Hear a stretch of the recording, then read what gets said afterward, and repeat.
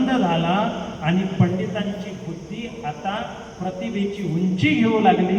अशा पद्धतीचं त्याने अर्थबदल केला. याला म्हणतात प्रतिभा संपन्नता. अशी कालिदासांची कितीतरी उदाहरण आपल्याला सांगता येईल, परंतु मला वाटतं आपला वेळ जवळजवळ संपलेला आहे. मी फक्त शेवटचं ज्ञानेश्वरीमध्ये त्यांच्या अनुषंगाने जी ओवी आली तिच्याबद्दल मी सांगतो की माऊली असं म्हणतात, गा सूर्य काय शिळा.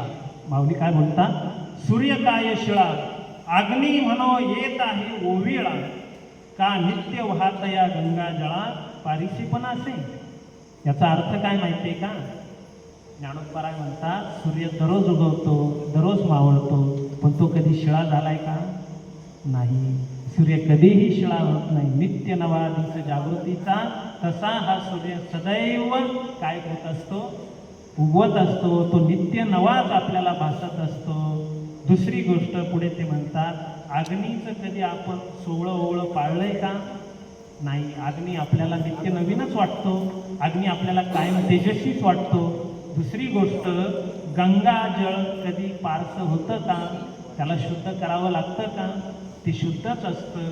त्या पद्धतीने जसं सूर्य कधी शिळा होत नाही, गंगाजळ कधी पारसं होत नाही, अग्नी कधी निस्तेज होत नाही, तसं कालिदासांचं साहित्य कधीही शिळं होणार नाही, निस्तेज होणार नाही आणि पारसं होणार नाही.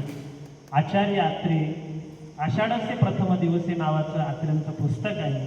त्याच्यामध्ये ते महाराष्ट्राचं वर्णन करताना असं म्हटले होते का ज्ञानोबराय हा महाराष्ट्राचा श्वास आहे.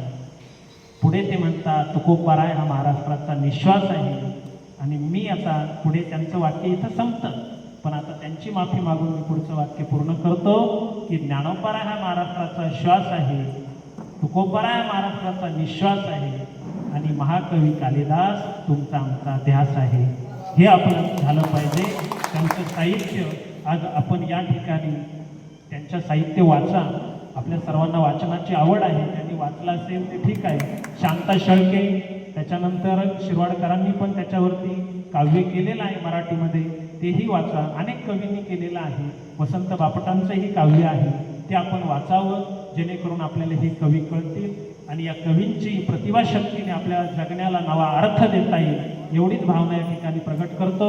पुनश्च एकदा मला तुम्ही मोठ्या अंतकरणाने या ठिकाणी व्यासपीठ उपलब्ध करून दिलं, तुम्ही मला बोलवलं, त्याबद्दल आपल्या सर्वांच्या चरणी विनम्र भावाने चरणावरती अभिवादन करतो, तुम्हाला नमस्कार करतो. असंच प्रेम राहू द्या आणि अशाच पद्धतीने माझ्यावरती प्रेम टिकवावं. उदय भाऊचे आमची आज खरं एका व्यासपीठावर भेट झाली, हर्षल भाऊंची भेट झाली, आमचे डॉक्टर भाऊ आहेत, सर्वांना एकदा नमस्कार करतो आणि थांबतो. रामकृष्ण.